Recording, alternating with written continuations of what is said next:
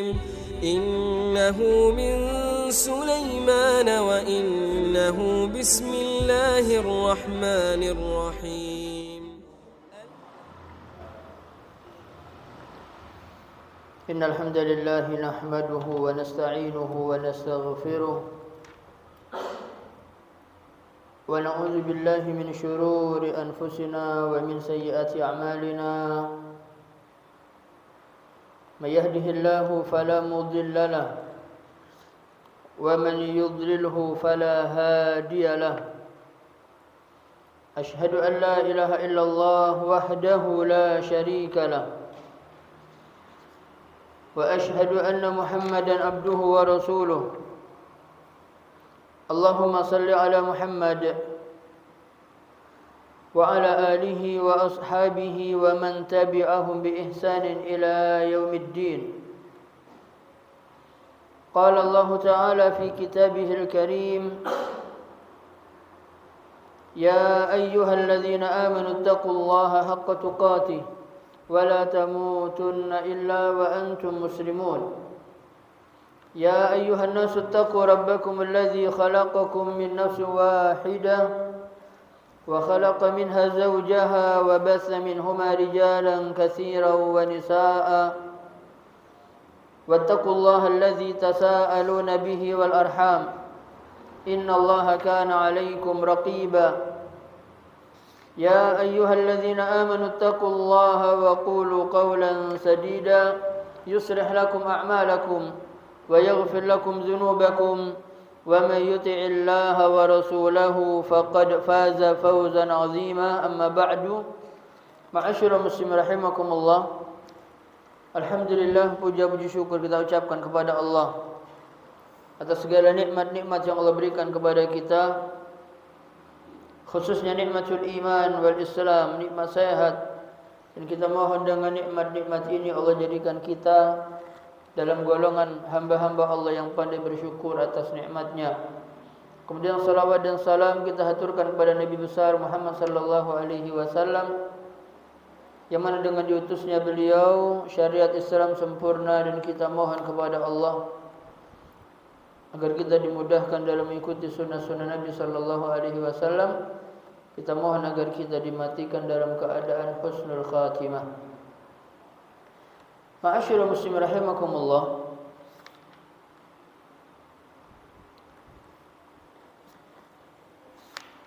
Kita masuk pada hadis yang pertama dari pembahasan bab al-mubadaratu ila al-khairat, bersegera kepada melakukan kebaikan-kebaikan. Dan kita sudah menyampaikan banyak ayat pada pertemuan kita yang lalu, dan kita mulai masuk pada hadis-hadis Nabi sallallahu alaihi wasallam.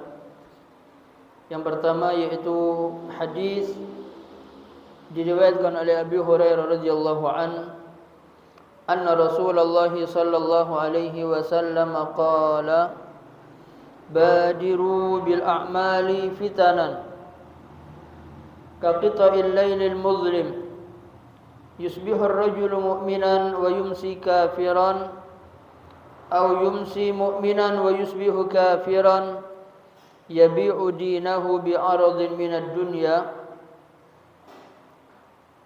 Bahwasanya Rasulullah sallallahu alaihi wasallam bersabda, badiru bil a'mal, yaitu Nabi memerintahkan badiru, yakni asri'u ilal a'mal, bersegeralah kalian kepada amalan-amalan. Yang dimaksud adalah al-a'mal as-salihah, yaitu amal-amal saleh. Amal saleh yaitu setiap amal yang dikerjakan oleh seseorang dan diniatkan ikhlas lillah, dan kemudian muwafaqah fihi Rasulullah sallallahu alaihi wasallam, atau muwafiqan fihi Rasulullah sallallahu alaihi wasallam, yaitu sesuai dengan apa yang diajarkan oleh Nabi sallallahu alaihi wasallam. Yakni annal amal salihah ma bunya ala amrayn. Amal soleh yang dimaksud adalah amal soleh yang dibangun di atas dua perkara, yaitu al-ikhlas lillah wal mutaba'ah li Rasulillah, yaitu ikhlas karena Allah dan sesuai dengan apa yang diajarkan oleh Nabi sallallahu alaihi wasallam, apa yang dicontohkan oleh Nabi sallallahu alaihi wasallam dan apa yang sudah ditentukan oleh Nabi sallallahu alaihi wasallam. Wa hadza huwa tahqiqu syahadati an la ilaha illallah wa anna Muhammadan Rasulullah. Ini adalah penerapan, pembenaran syahadat kita, yaitu syahadatu an la ilaha illallah. Syahadat bahwa tidak ada ilah yang hak untuk disembah kecuali Allah, wa anna Muhammadan Rasulullah, dan syahadat bahwasanya Nabi Muhammad adalah Rasul utusan Allah. Syahadatu an la ilaha illallah artinya semua amal yang kita kerjakan itu benar-benar kita tujukan kepada Allah. Karena kita mengharap pahala atau mengharap ganjaran atau mengharap upah dari ibadah kita, maka kita ini supaya mendapatkan upah dari apa yang kita kerjakan, maka kita mengerjakan untuk yang memerintahkan kita. Kita bekerja di satu sekolah, maka kita bekerja di sana kita mendapatkan upah. Tapi kita mengerjakan di sekolah lain, maka sekolah yang memberikan tugas kepada kita tidak akan memberikan bayaran. Maka kita mengerjakan amal perbuatan ini karena Allah yang memerintahkan, maka ibadah kita niatkan kepada Allah. Salat kita niatkan untuk Allah. Puasa kita niatkan untuk Allah. Maka benar-benar terrealisasi inna salati wa nusuki wa mahyaya wa mamati lillahi rabbil alamin. Sesungguhnya salatku, wa nusuki ibadahku, wa mahyaya kehidupanku, wa mamati dan matiku hanya satu lillahi rabbil alamin. Maka ma'asyiral muslimin, fal amal alladhi laysa bi khalis laysa bi salih. Amal sebaik apapun kalau dia tidak murni ikhlas karena Allah tidak dikatakan amal saleh. Walaupun orang tersebut salat, tapi salatnya dia hanya karena ingin dilihat oleh manusia, dengan salatnya fa inna amalahu la yuqbal hatta law ata bi syurutus shalah. Maka amal salatnya tidak diterima walaupun dia mengerjakan salat dengan menyempurnakan syarat-syaratnya, rukun-rukunnya, yang wajibnya, sunnahnya, tumakninahnya. Akan secara zahir itu nampak salatnya ini benar, tapi karena niatnya bukan lillah, maka dia tidak mendapatkan apa-apa di sisi Allah. Kenapa? Li'annaha khalaqaha asy-syirk. Karena dia mencampur ibadah salehnya tadi dengan kesyirikan. Bagaimana kesyirikan yang dimaksud?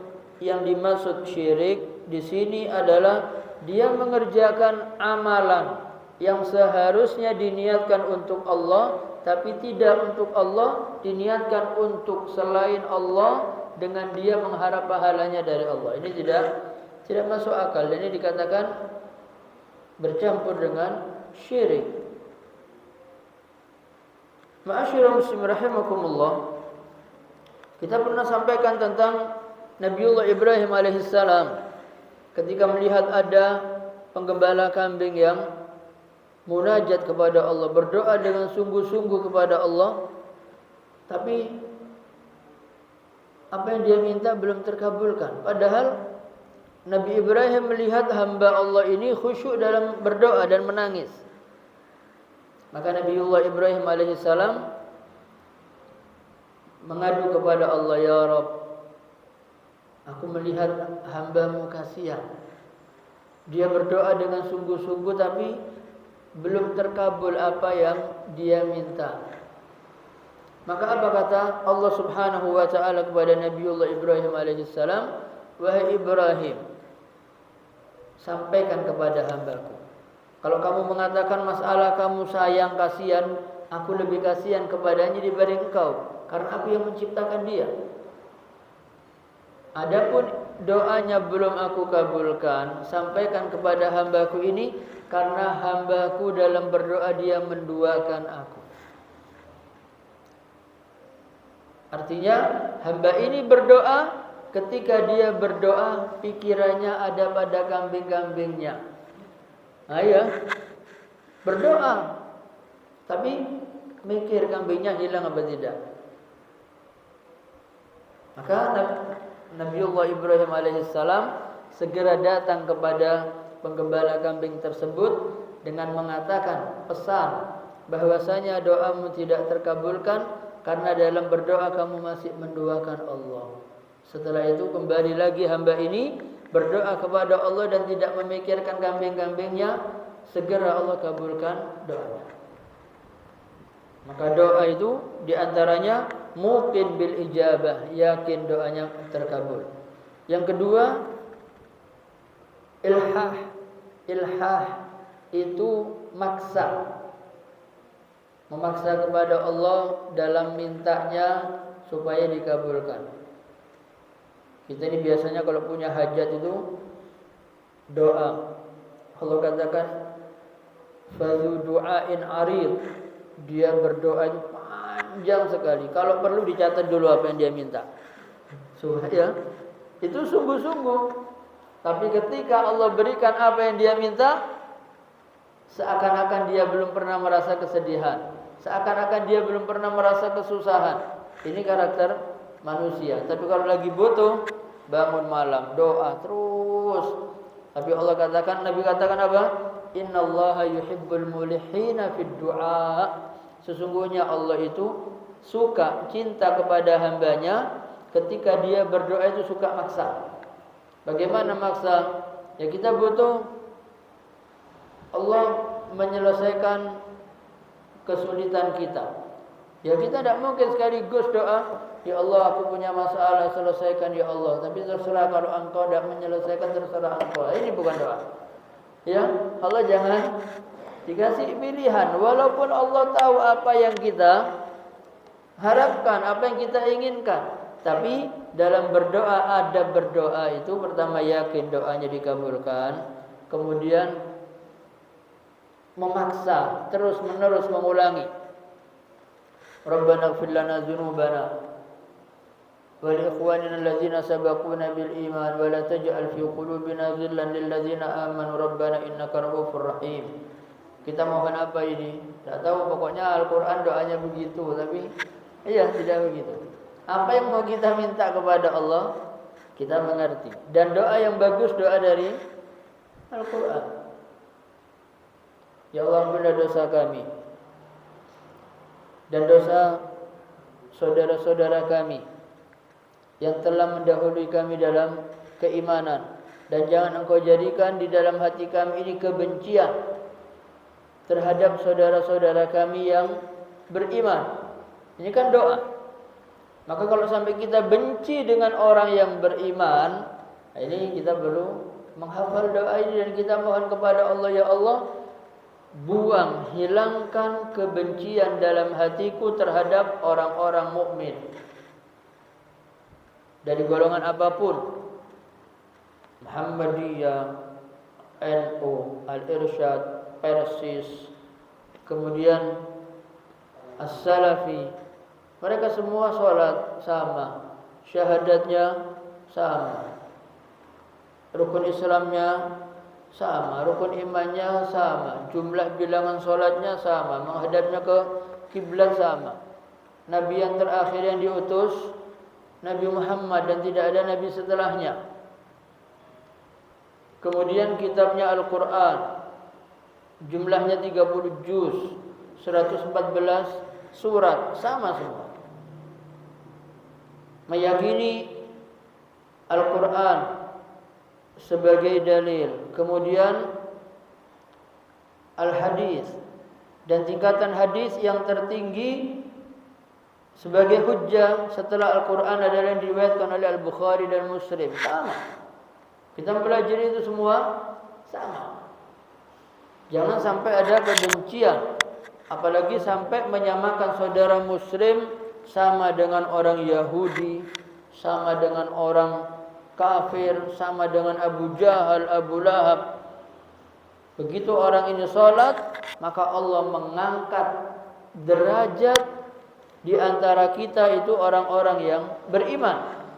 Yarfa'illahu alladhina amanu minkum. Allah mengangkat derajat di antara kalian itu apa? Orang-orang yang beriman. Setelah yang beriman, walladzina utul ilma darajat, dan orang-orang yang diberikan ilmu oleh Allah. Tentu ilmu syariat. Kemudian ma'asyiral muslimin rahimakumullah,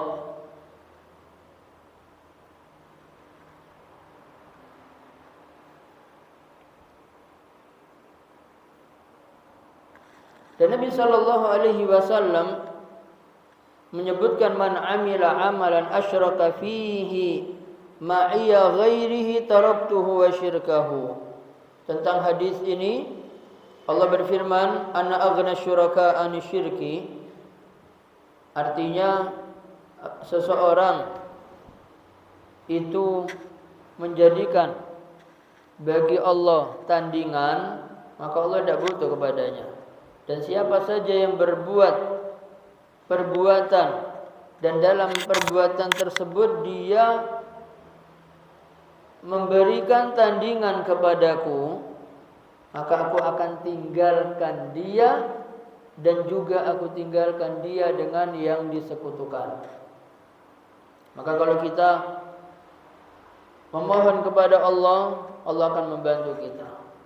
Tapi ketika kita mohon dan menggantungkan kepada selain Allah, maka Allah biarkan kita ngurusi urusan kita. Padahal Nabi mengajarkan apa? Allahumma la takilni ila nafsi tarfata ain. Ya Allah, jangan kau biarkan aku ngurusi urusanku sendiri tanpa bantuanmu, tanpa pertolonganmu, walaupun hanya sekejap mata. Jangan. Bukankah Nabi mengajarkan kita, Allahumma a'inni ala zikrika wa syukrika wa husni ibadatik. Ya Allah, bantu kami dalam hal apa? Untuk ingat Allah, untuk bersyukur atas nikmat yang Allah berikan kepada Allah, dan untuk beribadah yang baik kepada Allah. Itu aja kita diperintahkan minta tolong, minta bantuan kepada Allah. Kita tahu setelah mendapatkan rezeki itu kita mengucapkan syukur alhamdulillah, tapi seringkali kita lupa. Begitu mendapatkan kabar gembira, ikulah duduk gara-gara aku ngitung kalkulator ya, lupa. Hitungan matematika saya mantap ya, gara-gara aku belajar, aku sarjana ekonomi, begitu bahasanya. Wih, luar biasa. Luar biasa, lupa. Seperti halnya Qarun mendapatkan harta yang sekian banyak, dia mengatakan apa? Innama utituhu ala ilmin indi. Aku mendapatkan semua ini karena kepandaianku. Lupa. Nah, kalau sampai kita juga punya pemikiran seperti itu, apa bedanya kita dengan Qarun? Bedanya beda nasib. Qarun kaya raya, kita belum kaya raya. Tapi sama hukumannya nanti. Ma'asyiral muslimin rahimakumullah. Kadzalika aidan law anna al-insan akhlas fi 'amali. Demikian juga seseorang ketika dia ikhlas dalam amal perbuatannya lillah, tapi dia tidak mengikuti apa yang disyariatkan oleh Rasul sallallahu alaihi wasallam, maka amalnya juga tidak diterima walaupun dia kerjakan dengan ikhlas, walaupun dia khusyuk dalam beribadah tersebut sampai nangis. Selama tidak ada tuntunan dari Nabi sallallahu alaihi wasallam, fa innahu la yanfa'uhu dzalik. maka ibadahnya tidak memberikan manfaat sedikit pun. Maka dikatakan amal saleh adalah amal tersebut ikhlas karena Allah. Yang kedua, sesuai dengan tuntunan Nabi Muhammad sallallahu alaihi wasallam. Maka kita mohon kepada Allah agar Allah mudahkan kita mengikuti sunnah-sunnah Nabi sallallahu alaihi wasallam yang banyak. Allah berikan kita kemudahan dalam mengikuti kebenaran, dan kita mohon kepada Allah agar Allah persulit kita untuk melanggar apa yang Allah dan Nabi-Nya perintahkan kepada kita untuk kita kerjakan. Ma'asyiral muslimin rahimakumullah. Badiru bil a'mal, yang dimaksud bersegeralah untuk melakukan amal-amal saleh sebelum datang fitnah. Nah, fitnahnya apa? Fitnahnya ini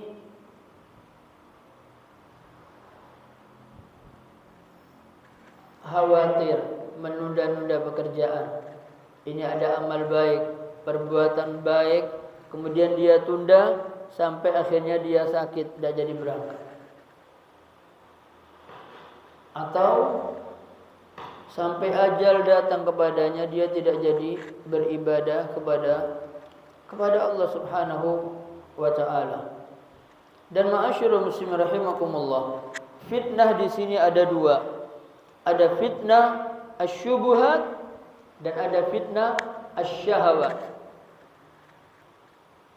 Asyubuhat, fitnah asyubuhat ini diantaranya adalah fitnah apa? Fitnah dari berkata sesuatu yang tidak ada tuntunan dari Nabi sallallahu alaihi wasallam. Dia mengatakan hadisnya begini, padahal tidak ada hadis yang mengatakan itu. Ini termasuk apa? Syubhat. Syubhat. Ada puasa Muharram? Ada. Boleh menikah di bulan Muharram? Boleh. Nikah di bulan Syura boleh atau tidak boleh? Siapa yang melarang? Tidak ada larangan. Bulan Muharram ini termasuk Al-Hurum, 4 bulan yang dimuliakan. Iya, Zulqa'dah, Zulhijjah, Muharram dan Rajab. Ya, Zulqa'dah, Zulhijjah, Muharram, Rajab. Orang-orang terdahulu memanfaatkan bulan Zulqa'dah, Zulhijjah, Muharram ini untuk ibadah haji. Rajabnya mereka melakukan umrah. Tapi sekarang umrah setiap waktu. Ibadah di bulan yang 4 ini dilipat gandakan pahalanya oleh Allah. Ibadah sembarang iya, tapi kenapa di bulan Syura tidak mau menikah? Nah, ya. Ini asyubuhat dan seterusnya. Wah, takut nanti kalau terjadi apa-apa dengan pernikahan. Lalu siapa yang menanamkan rasa takut? Yang menanamkan rasa takut itu adalah jin, setan. Maka kita melihat, ya Allah, kita ini sebetulnya kita buka surat Al-Jin dalam tafsir Ibnu Katsir. Kita mempelajari bagaimana sih sebetulnya jin terhadap manusia itu. Maka jin menceritakan kondisinya. Kita mendengar firman Allah, "Qul uhiya ilayya annahu istama'a nafarun minal jinni faqalu inna sami'na Qur'anan ajaba yahdi ila rusydi fa amanna bih wa lan nusyrika bi rabbina ahada." Ini pengakuan jin. Allah katakan Muhammad, diwahyukan kepadaku bahwasanya telah mendengar beberapa golongan dari bangsa jin Al-Quran. Faqalu, maka mereka mengatakan, inna sami'na Qur'anan ajaba. Sungguh kami telah mendengarkan Al-Quran yang mentakjubkan. Yahdi ila rusyd, yang membimbing kepada kebenaran. Fa amanna bi, maka kami pun beriman. Walan nusyrika bi rabbina ahada, dan kami sekali-kali tidak pernah menyekutukan seseorang dengan Tuhan kami. Siapa yang dimaksud Tuhan kami? Allah. Wa annahu ta'ala jaddu rabbina mattakhadha sahibatan wala walada. Ini pengakuan jin. Dan bahwasanya Allah Ta'ala jaddu rabbina, maha tinggi kekuasaan Tuhan kami, mattakhadha sahibatan wala walada, tidak memiliki istri dan tidak memiliki anak. Siapa ini yang mengatakan? Jin.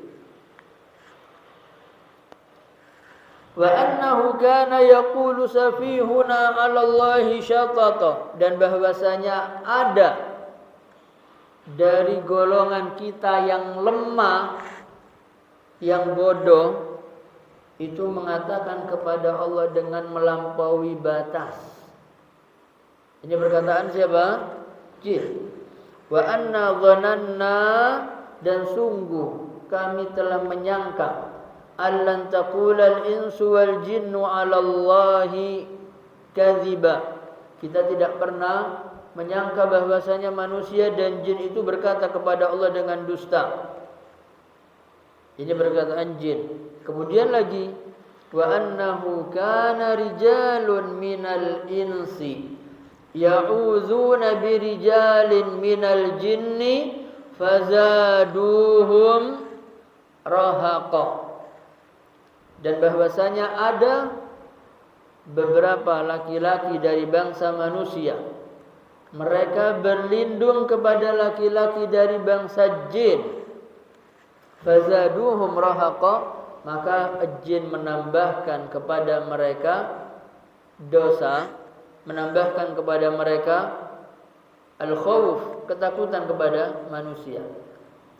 Sebelumnya bagaimana? Nah, jin ini, supaya kita tidak meletakkan bangsa jin ini mengalahkan kita bangsa manusia, maka dikatakan di sini, wa annahu kana rijalun minal insi ya'uzuna bi rijalin minal jinni fazaduhum rahaqa. Artinya, kunna nara anna lana fadlan 'alal ins. Kita melihat bahwasanya kita ini lebih mulia dibandingkan manusia. Kenapa? Karena mereka ini berlindung kepada kami tatkala mereka memasuki satu tempat yang baru, satu tempat angker, masuk di satu tempat yang suwung, ya. Padahal pada permulaannya ini, bangsa jin ini ketika bangsa manusia masuk, mereka lari terbirit-birit, takut kepada manusia, takut. Tapi sekarang berbalik. Mereka takut. Tatkala mereka ini takut, rombongan manusia ini mulai, katakanlah satu keluarga, maka kepala keluarganya begitu masuk rumah ini mengatakan, "Bah, pamit, jangan diganggu." Iya kan? Ini pertama. Tolong jangan diganggu anak saya, ini dan seterusnya. Maka mendengar itu kembali bangsa jin, oh tiba ayo menungsone. Akhirnya mereka pun berulah. Berulah bagaimana berulah? Anak kecilnya dibuat rewel, dibuat cerewet. Kenapa? Gone. Oh, tambah senang lagi jinnya. Ya, semakin senang karena manusianya takut. Padahal pengakuan bangsa jin apa? Dulu manusia, ini kita sebutkan, Qatadah mengatakan, fa idza aza bihim min dunillah rahaqatuhum bil jin al adza 'inda dzalik. Apabila manusia ini berlindung kepada selain Allah, maka jin akan menambahkan ketakutan kepada manusia dan semakin mengganggu. Mengganggunya bagaimana? Mengganggunya anak yang awalnya tidak apa-apa diganggu. Ada namanya mas, disentuh, ditekan, anak nangis, dibawa ke dokter tidak ada apa-apa, secara medis tidak ada apa-apa, tapi nangis terus, rasa sakit. Lalu bagaimana? Nanti dikasih ini, dikasih itu. Datang ke orang yang dikatakan orang pintar. Datang ke sana tanya bagaimana? Ada kong kali kong. Sampai ini belikan ini, sehat, bekhair. Berapa lama? Orang pintarnya ngomong, Pak, 1 bulan lagi dibawa ke sini ya. Sebelum 1 bulan mulai anaknya rewel kembali. Masuk di bulan yang ditentukan, 1 bulan, rewelnya semakin menjadi-jadi. Dibawa. Sampai ke tempat orang pintar tadi, membayar, itu termasuk syarat. Maka orang pintar tadi hanya menyentuh sehat. Nanti omongannya apa? Doa ini biasa, suwa nih. Siapa yang berulah pertama? Manusia yang ngasih jalan. Maka ketika masuk, manusianya ini mengatakan, A'udzu bi sayyidi hadzal wadi minal jin an udarra ana fihi aw mali aw waladi aw masyiyati. Maka pemimpin tadi mengatakan, aku berlindung kepada penguasa tempat ini dari bangsa jin supaya aku tidak diganggu, anakku tidak diganggu, tidak disakiti, dan tungganganku, hewanku tidak disakiti. Nah, semakin menjadi-jadi. Bahkan sampai pernah terjadi, ini disebutkan dalam tafsir Ibnu Katsir tentang kejadian di Mekkah. Ini awal-awal dulu disebutkan, kharajtu ma'a abi minal Madinah. Aku pernah keluar bersama ayahku dari Madinah untuk keperluan. Wa dzalika awwal ma dzakara Rasulullah bi Makkah. Ini adalah pertama pemulaan disebutkan nama Rasulullah ada di Makkah. Fa awana al-mabit ila ra'i ghanam. Kemudian kami dapat izin untuk tinggal di salah satu rumah penggembala kambing. Falamma intasafa al-lail, tatkala masuk waktu malam, pertengahan malam, ja'a dhi'bun, ada serigala datang. Serigala datang, fa akhadha hamlan minal ghanami. Maka serigala tadi mengambil kambing yang sedang hamil, dibawa. Fa wasabar ra'i, kemudian penggembala tadi langsung lompat dan teriak. Faqala ya amirul wadi jaruk. Fanada munadin la tarahu yaqulu ya sarhan arsilhu. Penggembala ini tadi memanggil penguasa tempat tersebut, teriak. Maka kemudian menyebut nama Sarjan. Sarjan ini dari namanya salah satu jin yang suka mengganggu penggembala-penggembala kambing. Begitu manggil nama ini, kambingnya kembali lagi. Supaya apa? Supaya manusianya minta pertolongannya kepada siapa? Jin. Nah, ini ma'asyiral muslimin rahimakumullah. Ini kita juga menjaga jangan sampai dalam masalah-masalah yang seperti ini kita harus, maka Nabi mengajarkan, ulama-ulama terdahulu itu mengajarkan ketika sakit pertama kali apa langkahnya? Langkahnya adalah membaca Al-Fatihah. Kita meruqyah diri kita, ambil air, bacakan Fatihah, ditiupkan, diminum. Kita kan tidak, begitu sakit langsung, yang percaya dokter langsung ke dokter. Yang percaya obat, kalau pusing, kalau ini, obat ini mantap, mandi. Kalau tidak pakai obat tertentu ini, dia merasa tidak bisa sembuh flu-nya. Iya, kalau sakit emah, kambuh emahnya, kalau tidak obat ini, dia tidak percaya. Ini keimanan kita perlu diperdalam lagi dalam mengimani bahwasanya Allah mengatakan wallazi huwa yut'imuni wa yasqin wa idza maridtu fa huwa yashfin.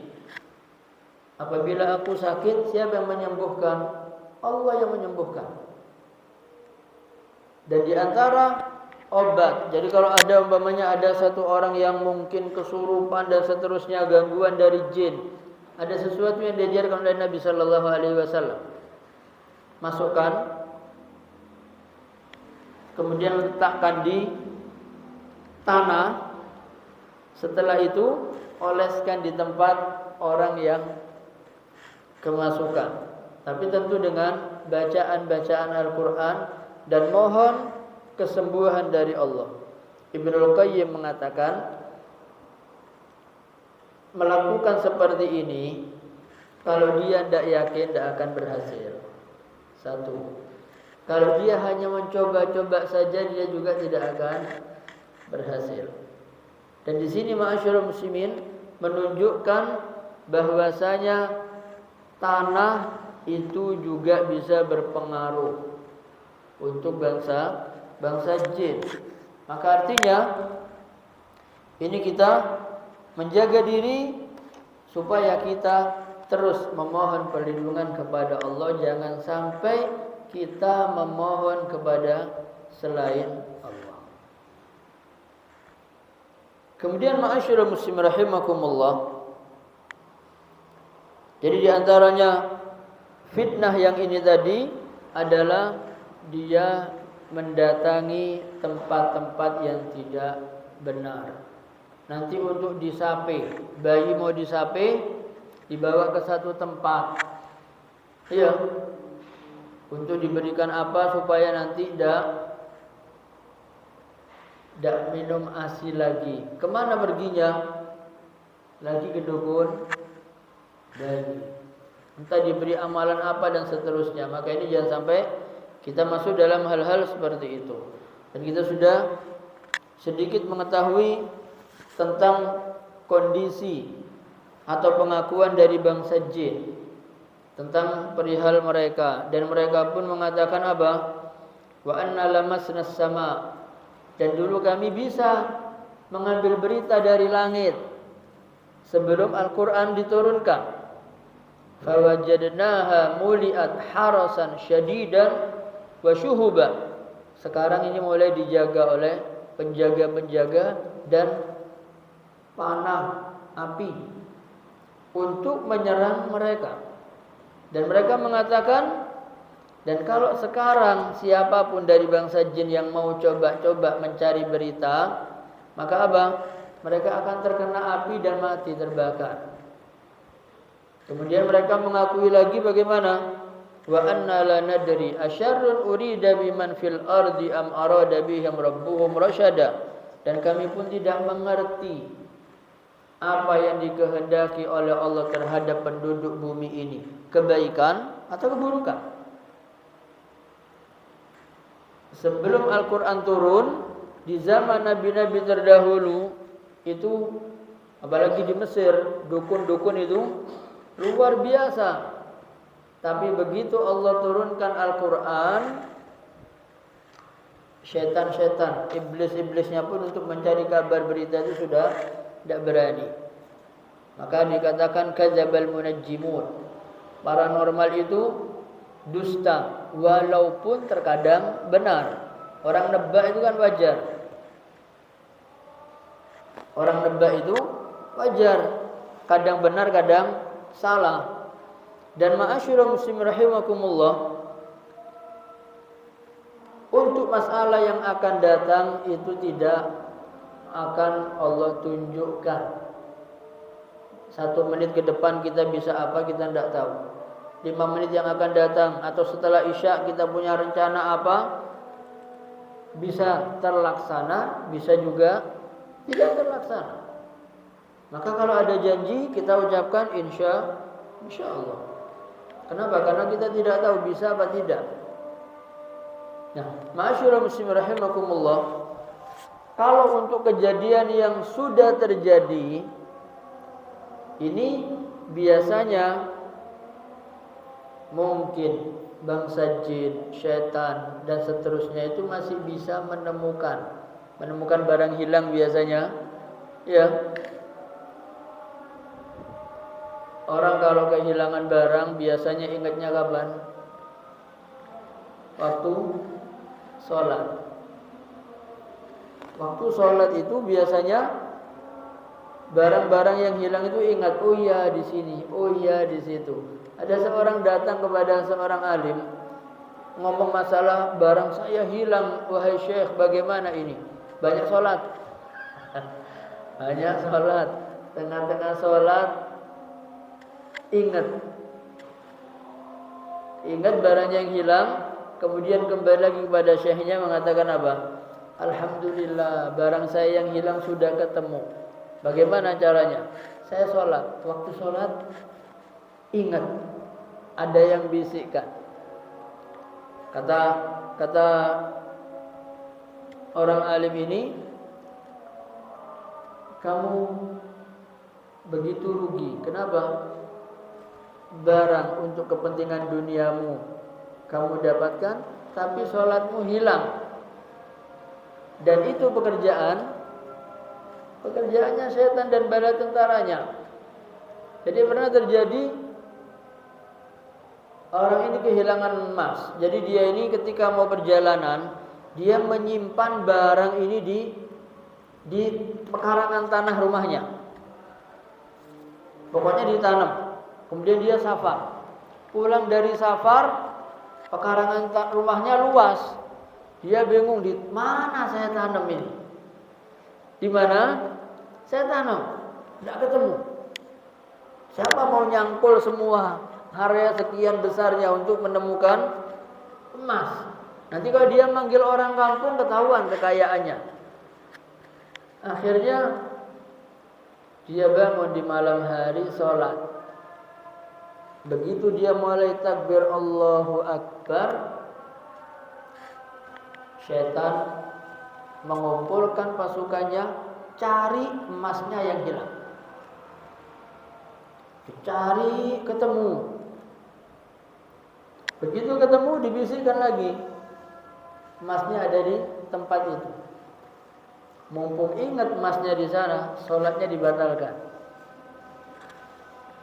Ayo, ini sholat malam waktunya doa terkabulkan, syaitan tidak mau. Mending syaitan ini mengumpulkan bala tentaranya untuk mencarikan emasnya, ketimbang orang ini sholatnya diterima, dia bisa masuk surga. Kekurangan pengikut. Ayo, subhanallah, begitu ketemu, ingat, langsung dia batalkan sholatnya, lari di tengah malam, dia ngambil cangkul dan ketemu. Sholat lagi, sudah ada sholat, senang sudah. Besok paginya dia, tidak tahu di zaman imam siapa ini, lupa. Akhirnya dia datang ke imamnya atau ke gurunya, wahai guru, saya semalam begini, saya sedang sholat dan saya tuh lupa kehilangan emas. Dan ternyata waktu saya sholat baru takbiratul ihram, baru baca ayat, saya ingat. Terus bagaimana? Saya batalkan sholat. Kata gurunya ini, ya Allah, setan benar-benar bahagia malam itu. Karena apa? Karena kamu tinggalkan sholatmu hanya untuk urusan hartamu. Luar biasa, ma'asyiral muslimin. Kemudian kita lanjut. Fitnah minasyahawat. Fitnah yang kedua itu syahwat. Artinya seseorang tahu kalau ini adalah haram, tapi hawa nafsunya ini mendorong dia untuk tetap melakukan hal tersebut dan dia tidak menghiraukan. Dia tahu ini syahwat, fitnah syahwat ini dia tahu ini wajib. Tapi dia malas mengerjakan, dia tinggal. Ini termasuk apa? Fitnah syahwat. Wa min dzalika aidan bal min a'zami ma yakun fitnah syahwati zina awil liwat wal iyaz billah. Wa hadhihi min adharri ma yakunu ala hadhihi al ummah. Fitnah yang terbesar, fitnah syahwat ini adalah zina dan homoseksual. Ini yang paling besar madaratnya yang menimpa umat ini. Nabi mengatakan, "Ma taraktu ba'di fitnatan adharru 'ala rijali minan nisa." Aku tidak meninggalkan setelahku fitnah yang lebih membahayakan bagi seorang laki-laki melebihi dari wanita. Bermula dari istilah-istilah yang lembut. Kalau ngomong zina, jahati, selingkuh. Ya sama, selingkuh juga begitu. Selingkuh apa lagi? Ya pokoknya arahnya ke sana. Nanti homoseksual. Wah, tidak apa-apa lagi cuman begitu. Padahal homoseksual ini pelakunya sama korbannya itu dibunuh. Kalau perbuatan zina, kalau dia sudah menikah baru dia dirajam sampai mati. Kalau dia belum menikah dia dicambuk 100 kali. Kalau dia orang merdeka. Kalau budak dia dicambuk 50 kali. Mana lebih berat? Homoseksual. Pelaku dan korbannya dibunuh. Kalau tidak dibunuh korbannya, dia akan melakukan, dia menjadi pelaku dan cari korban. Ma'asyiral muslimin rahimakumullah. Sebelum sampai kepada perzinaan dan seterusnya yang dimunculkan, tidak ada homoseksual, untuk mengarah ke sana ditampilkan di televisi aktornya banci-banci. Lucu, bukan lucu. Ini penyakit. Penyakit. Ditampilkan siapa ini muncul. Yang awalnya laki gagah, dia berubah menjadi perempuan. Penampilannya. Kalau reok itu dulu laki-laki, sekarang reoknya perempuan. Dan ma'asyiral muslimin rahimakumullah. Jadi mulai bahasanya itu perlahan-lahan dirusak. Generasi muda ini dikenalkan dengan bintang-bintang yang banci-banci. Nanti perempuannya dikenalkan dengan yang lesbi. Diperkenalkan nanti perempuannya ada yang sebagai laki, sebagai perempuan. Terus anak kita sudah mulai diperkenalkan di sana. Dan anak-anak kita terus semakin menjadi anak yang dewasa. Pengetahuan mereka melebihi dari umurnya. Penanaman agama di sekolahnya tertinggal. Habis. Generasinya kasihan. Tidak mengerti thaharah. Tidak mengerti bagaimana bersuci dari haid. Nanti kalau sudah haid, bersihnya itu setelah sholat subuh, dia punya hutang sholat apa tidak? Kalau dia sucinya asar, dia mengerjakan sholatnya yang mana? Kita sudah ajarkan belum kepada anak istri kita? Sucinya jam berapa? Jam sekian. Ya kamu harus sholat ini, kita harus tahu. Tapi ini wajib diketahui oleh setiap wanita. Hukumnya fardu ain, wajib. Karena ini berkenaan dengan ibadah wanita. Darahnya warna apa? Menunjukkan dia sudah suci. Berapa hari? Kalau sekian hari kalau masih keluar darah bagaimana? Menyikapinya seperti apa? Warna darahnya masih keluar istihadhah. Bagaimana kalau mau sholat? Nah, ini terus perlu disampaikan. Maka kalau memang di sekolah kita ini ada perempuan, maka siapkan jam untuk kewanitaan. Ketika anak laki-laki sholat Jumat, yang perempuannya diajari hal-hal yang berkenaan dengan wanita. Mulai diajarkan kalau sampai ada begini namanya pelecehan. Ini harus kita sampaikan sekarang karena di jalan itu sudah luar biasa. Dan sudah kita pernah coba di satu sekolah itu saya ngasih usulan, tolong jaga anak-anak kita. Karena anak-anak kita di sekolah ini umurnya masih sekian, tapi secara fisik sudah seperti anak dewasa. Anak-anak SD kalau seragam SD kita tahu, tapi kalau dia tidak pakai seragam SD, kita anggap dia SMP SMA.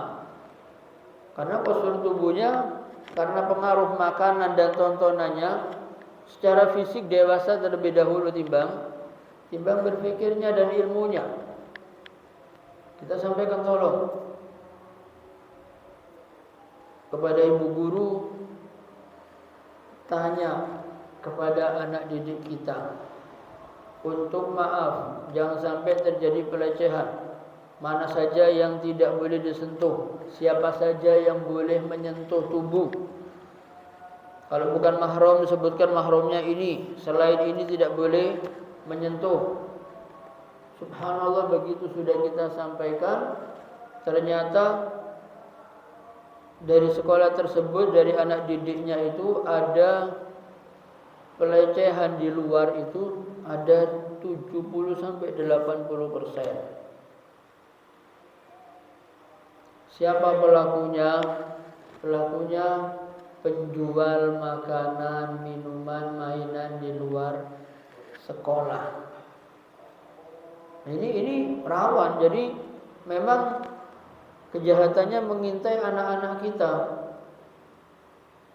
Terus kita mau apa? Nuntut. Sekolahnya malu. Di sekolah A ada kejadian begini dengan ini. Malu sekolahnya. Berani sekolahnya untuk nuntut di media. Tidak mau disebutkan. Tidak mau disebutkan, bayar mahal untuk menutup nama baik sekolah. Tapi tindakannya pun juga tidak terselesaikan. Maka ini kita rawan. Untuk anak-anak kita ini perlu kita ajarkan kepada mereka ini hal-hal yang sensitif.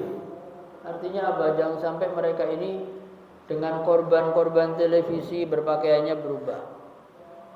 Karena memang sengaja pakaian dibuat model. Nanti anak-anak perempuan lucu, bukan lucu. Nanti akhirnya anak-anak kita ketika dewasa, kita perintahkan untuk tutup aurat, mereka susah. Kenapa? Karena waktu kecil diajari pakaian-pakaian yang you can see. Nanti dibuatkan kain rajut, pasang rajut, otomatis nanti penghinaan kepada wanita ini disuruh untuk ini pamer pakaiannya. Apa namanya itu? Fashion show. Perempuannya pakaiannya bagaimana tergantung yang jahit. Model sekarang harus mau dia dibayar, harus mau. Jadi ada penjahit, dia jahit bagus, dia bayar. Yang peraganya itu dibayar satu pakaian 100.000, 200.000 untuk menampilkan hasil jahitannya.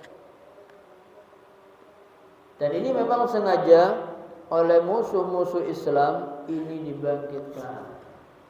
Nanti mulai persamaan gender, laki perempuan sama, sehingga ketika seorang wanita ditanya apa pekerjaan Anda, untuk menjawab ibu rumah tangga itu malu.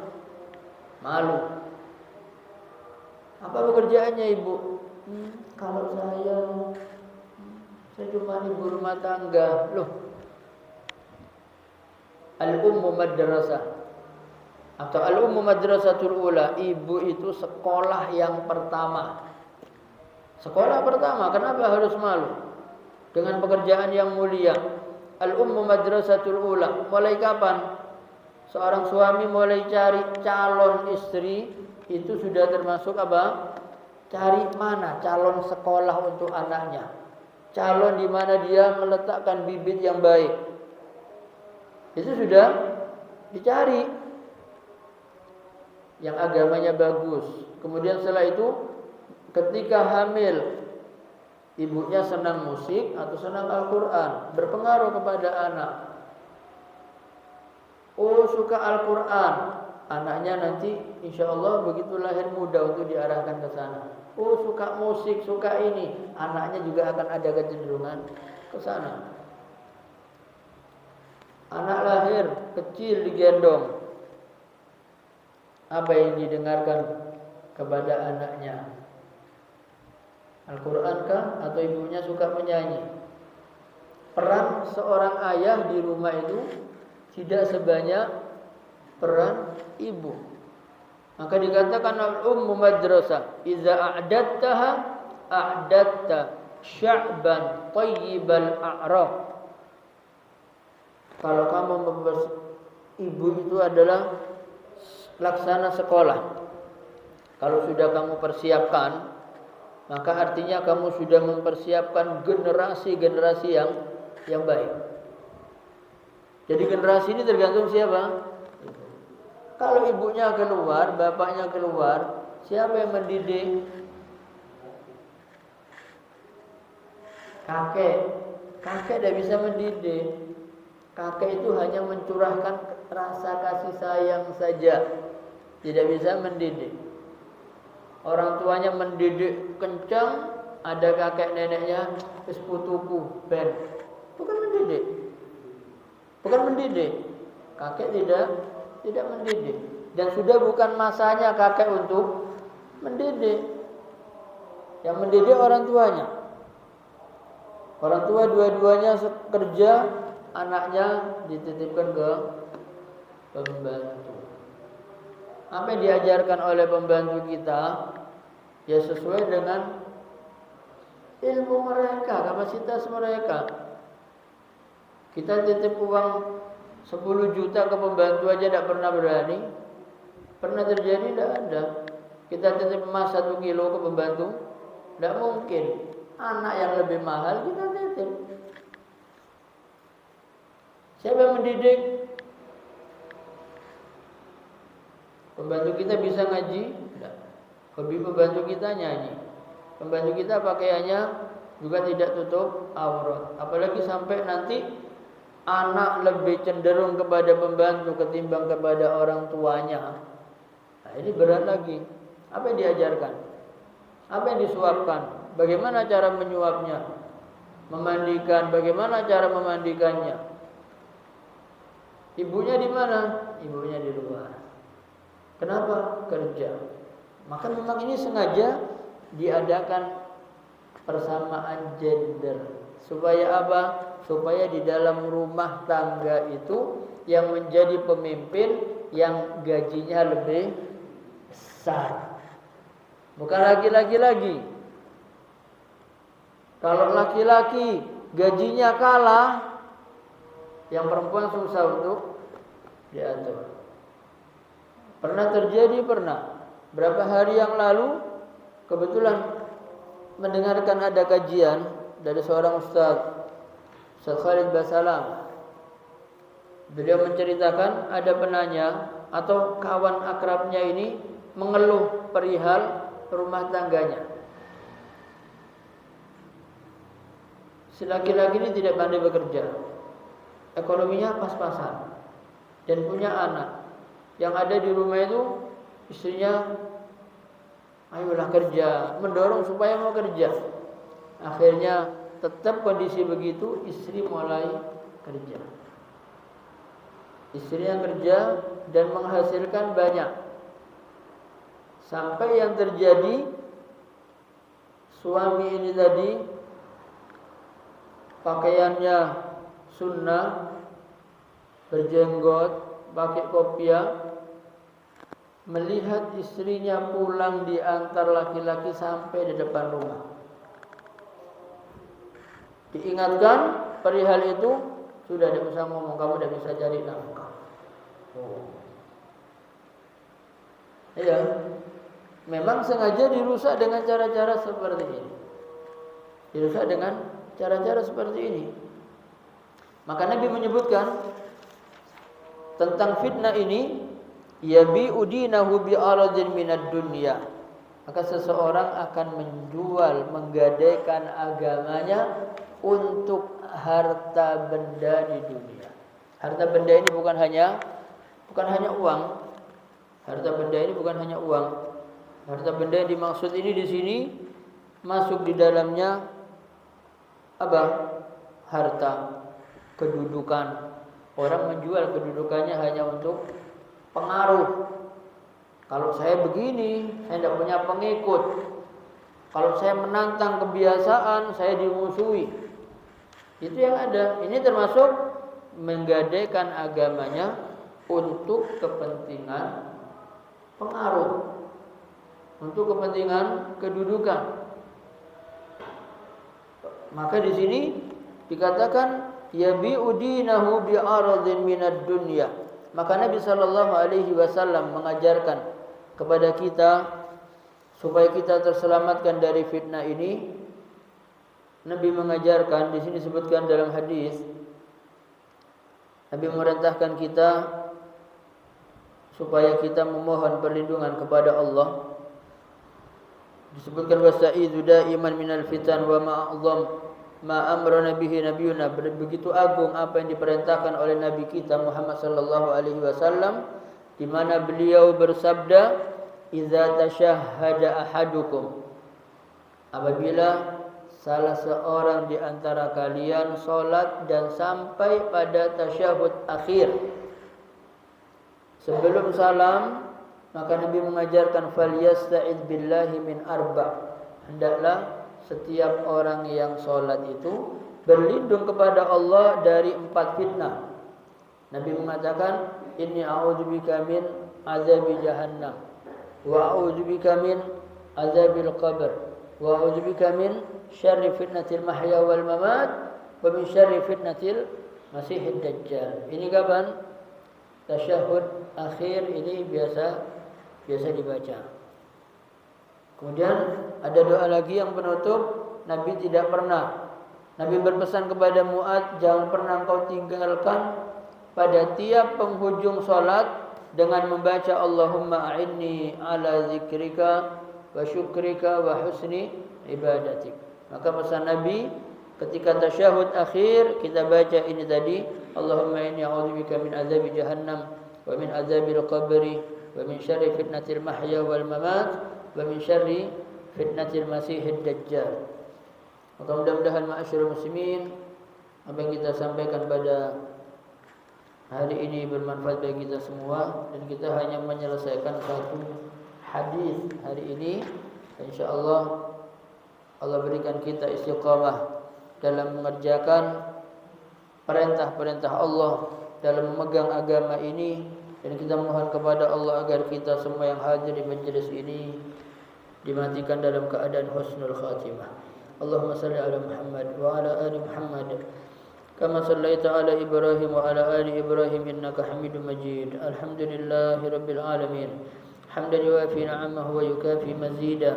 Ya Rabbana lakal hamdu wa lakal syukru kama yanbaghi li jalali wajhikal karim wa 'azimi sultanik. Allahumma ij'al jam'ana hadha jam'an marhuma وتفرقنا من بعده تفرقا معصوما.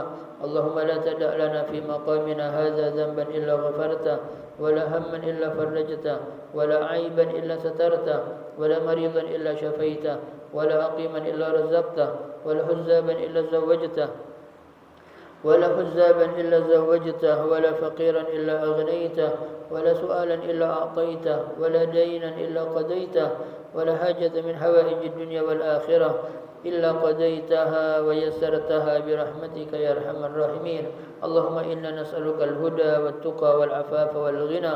اللهم إنا نسألك الجنة وما قرب إليها من قول وعمل ونعوذ بك من النار وما قرب إليها من قول وعمل.